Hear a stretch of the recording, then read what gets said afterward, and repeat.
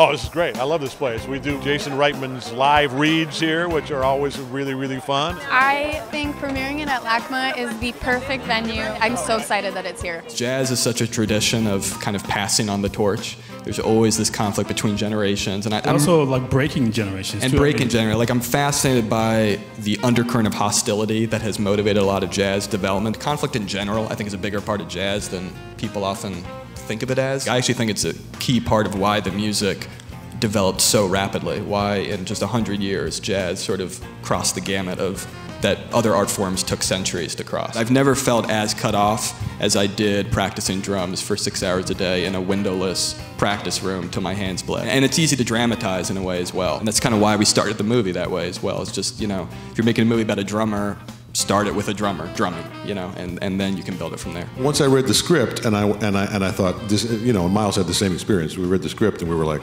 okay, let's go. I mean, I get it. It's all there.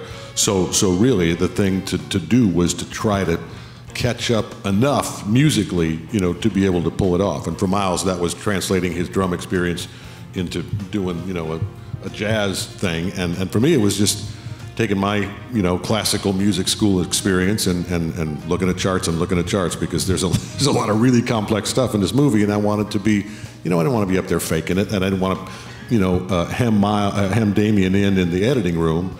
I wanted to be able to be really up there doing it. We had all these pro musicians, so it was intimidating in that way, and that was the real prep time that I did. Was it always to music when you was filming? Was it always to the score? We were track? Almost invariably we were playing live, and then you know, and sometimes with playback, and oftentimes both. You know, but I mean, all those guys were real players. Yeah. When J.K. and I saw the film for the first time, we both had no idea that the whole film was shot pretty much in close-up.